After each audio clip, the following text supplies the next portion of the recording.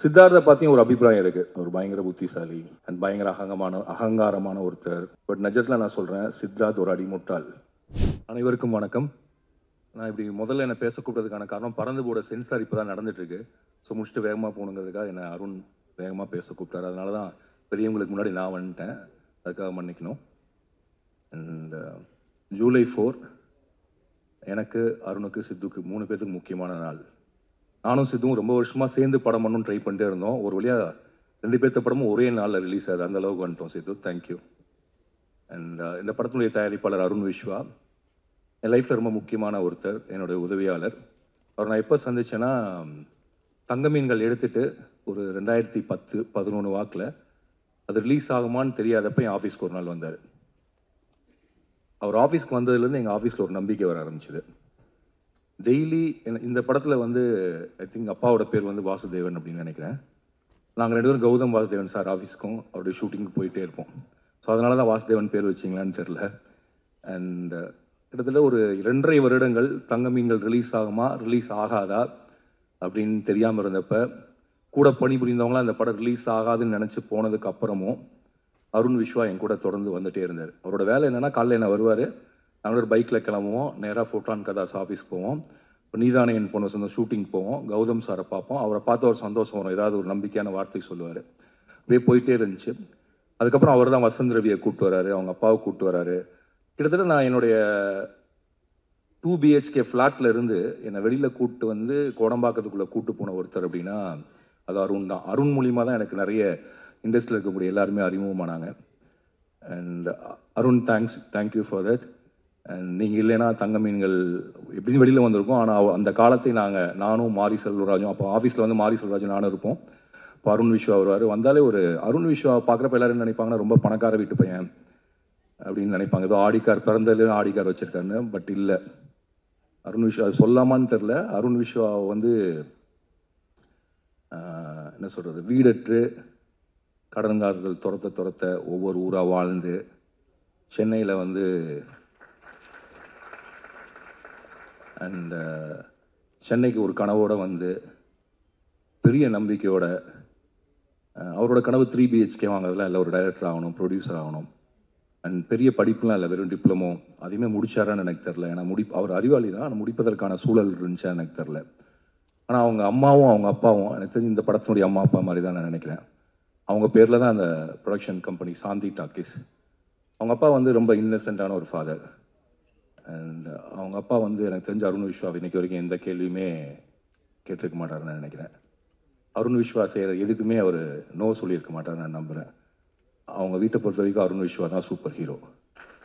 And Arun Viswa அவங்க வீட்டை பொறுத்த வரைக்கும் மட்டும் இல்லை, எங்கள் ஆஃபீஸுக்குமே ஒரு சூப்பர் ஹீரோ தான். அதுக்கப்புறம் தரமணியை டிசைன் பண்ணதாகட்டும். அண்ட் எனக்கு அருண் விஸ்வா பார்க்குறப்பெல்லாம் எனக்கு பயங்கர ஒரு உற்சாகம் வரும். சில மனிதர்களை பார்க்குறப்ப தான் உங்களுக்கு ஒரு நம்பிக்கையும் உற்சாகம் வரும். அந்த மாதிரி like you can believe him 100%. இப்போது நம்ம இந்த தோற்றத்தை வைத்து சில பேர்த்த முடிவு பண்ணுவோம், இவங்க இப்படி தானே. அதுக்கு நேர் எதிரான ஒருத்தர் தான் அருண் விஸ்வா. ரொம்ப பணிவான, ரொம்ப அடக்கமான, ரொம்ப கடினமாக போராடி இந்த படத்தில் எப்படி ரொம்ப நாளாக கனவு கண்டு ஒரு குடும்பம் முன்னேறுவதற்கு பாடுபடுதோ, அப்படி அவங்க வீட்டிலேருந்து வந்து முன்னேறி இன்றைக்கி சத்யம் தியேட்டரில் எனக்கு நல்லா ஞாபகம் இருக்குது. நானும் அருண் விஸ்வா, அமுதவன், மாரி செல்வராஜ் நாங்கள் 4 பேர் அங்கே நின்றுருந்தோம். தங்க மீன்களுடைய ஆடியோ லான்ச் ஒரு வழியாக நடந்துச்சு. அப்போ அருண் விஸ்வா தான் என் கையை பிடிச்சிட்டு சொன்னால், சார் படம் கண்டிப்பாக ஹிட்டுன்னு. ஏன்னா இந்த இதெல்லாம் முதல்ல ஆனந்தையில் நாங்கள் ஸ்க்ரீன் பண்ணோம். ஸோ சத்யம் தியேட்டரையும் அந்த நாளையும் என்னால் மறக்கவே முடியாது. Arun Viswa, all the best. And இன்னும் ரொம்ப தூரம் நீங்கள் போகணும். அண்ட் தமிழில் ரொம்ப முக்கியமான படங்களை தயாரிக்கிறது மட்டும் இல்லாமல் இயக்கவும் நீங்கள் செய்வீங்கன்னு நான் நம்புகிறேன். அண்ட் சித்து, அருண் விஸ்வா தங்க மீன்கள் ரிலீஸ்க்கு முன்னாடி வந்து ஹெல்ப் பண்ணார்னா, சித்து வந்து கட்டது தமிழுக்கு அப்புறம் வந்தார். ஆனால் கட்டது தமிழ் ரிலீஸ் ஆனதுக்கப்புறம் என்கிட்ட பேசலான்னு நினச்ச ஒரு ஹீரோக்குள்ள இல்லாட்டி ஒரே ஒரு ஹீரோ அவர் தான். அப்போ வந்து ஹைதராபாத்தில் வந்து நிஜமாகவே ஒரு பெரிய ஹீரோ, பொம்மரையெல்லாம் ஓடி. அண்ட் திடீர்னு ஒரு நாள் ஃபோன் பண்ணி நீங்கள் ஹைதராபாத்துக்கு வாங்கன்னு சொன்னார். அன்னையிலேருந்து நாங்கள் பேச ஆரம்பித்தோம். சித்தார்த்தை பற்றியும் ஒரு அபிப்பிராயம் இருக்குது. ஒரு பயங்கர புத்திசாலி அண்ட் பயங்கர அகங்காரமான ஒருத்தர். அவருக்கு வாயில் நினச்சதை, மனசில் நினச்சதை, எதிராளியுடைய மனசை பார்க்காம பேசக்கூடிய ஒருத்தர். இப்படி நிறைய பிம்பங்கள் இருக்குது. பட் நிஜத்தில் நான் சொல்கிறேன், சித்தார்த் ஒரு அடிமுட்டாள். அடிமுட்டாள்னா எந்த அர்த்தத்தில் நான் சொல்கிறேன்னா, சித்தார்த் எப்போதுமே ஒரு வளர்ந்த குழந்தை. நானும் சித்தார்த்லாம் ஒரே ஸ்கூலில் படித்தவங்க. என்னென்னா நாங்கள் இன்னும் ஸ்கூலை விட்டு வரவே இல்லை. Still child's, children. எப்போ எதை செய்யணும்னு தெரியாது, பக்க விளைவுகள் பின் விளைவுகளை பற்றி யோசிக்கிறது இல்லை.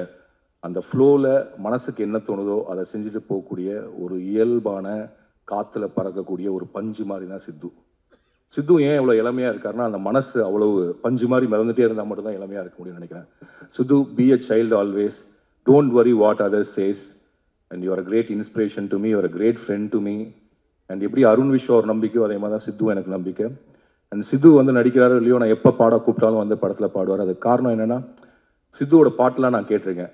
ஆக்சுவலாக ஒரு ஸ்கிரிப்டே சித்து ஒரு 10 பாட்டு பண்ணி வச்சுருந்தார். அந்த 10 பாட்டை வச்சு நான் ஒரு திரைக்கதை பண்ணேன். அண்ட் சித்து ஒரு நாளைக்கு அந்த படத்தை பண்ணணும், அந்த பாட்டை வெளியில் கொண்டு வரணும்னு என்னோட ரொம்ப நாள் ஆசை. And all the best for 3 BHK and all the best for everything whatever you do in your life. I love both of you as I love Selvam. நீங்கள் 2 பேரும் ஸ்டேஜுக்கு வந்தீங்கன்னா உங்களோட சேர்ந்து எனக்கு ஒரு ஃபோட்டோ எடுத்துக்கணும்னு ஆசை. அருண் அண்ட் சித்து அண்ட் செல்வம்.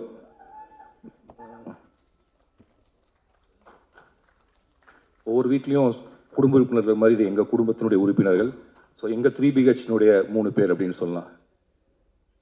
என்னுடைய ஃபேவரேட் ஃபிலிம், தமிழ் சினிமாவுடைய முக்கியமான படம் Sri Ganesh. I love you for that movie always. And நீங்கள் இன்னும் என்ன மாதிரியே ரொம்ப ஸ்லோவாக படம் எடுக்கிறீங்க, அப்படி இல்லாமல் நிறைய படம் எடுங்க. அண்ட் நீங்கள் என்ன பண்ணாலும் நல்லா இருக்கும்னு நம்புற ஒரு ஆள்னா. All the best. Devayani ma'am, பஞ்சதந்திரத்தை எத்தனை தடவை பார்த்துருப்பேன் ஞாபகமே இல்லை. நீங்கள் ராமண்ணான்னு என்னை நிறைய பேர் எனக்கு இன்னில் அடிச்சிருக்காங்க உங்களோட ராமண்ணா அவசரத்தை வச்சு. அந்த எவ்வளோ பெரிய மாத்திரை அப்படிங்கிறது எனக்கு தெரிஞ்சு ஒவ்வொரு மாதத்துலையும் அட்லீஸ்ட் ஒரு தடவையாவது நாங்கள் கேட்டுறோம். Thanks for that. And Kadhal Kottai, நான்லாம் ஸ்கூல் படிச்சுட்டு வந்த படம். அண்ட் நான் உங்கள்கிட்ட நான் பேசினதில்லை, பட் எங்களுடைய பால்ய காலத்தில் நீங்கள் ஒரு முக்கியமான ஆளாக இருந்திருக்கீங்க. ரொம்ப நன்றி. சரத் சார், இந்த படத்தில் அந்த டைலாக், அந்த நீங்கள் செல்லோன்னு சொல்கிறப்போ ஒரு மாதிரி மெல்ட் ஆயிடுச்சு சார். நான் புலன் விசாரணையிலேருந்து உங்கள் படத்தை பார்த்துட்ருக்கேன். புலன் விசாரணை இன்னும் ஞாபகத்தில் இருக்கிறது நீங்களும் ஒரு காரணம். அண்ட் ஒரு கிரேட்டஸ்ட், என்ன சொல்கிறது, ஒரு வெர்சடைல் ஆக்டர். இன்னும் உங்களோட நடிப்பு எனக்கு என்ன பிடிக்குன்னா, நீங்கள் ரொம்ப எனக்கு தெரிஞ்ச தமிழில் மிக யதார்த்தமான ஒரு நடிகர். ரொம்ப நடிப்பை புஷ் பண்ணாமல் நடிக்கக்கூடிய ஒருவர். அண்ட் அந்த மீசக்கார நண்பா பாட்டு வந்து எனக்கு பல தடவை நான் கேட்டிருக்கேன் சார்.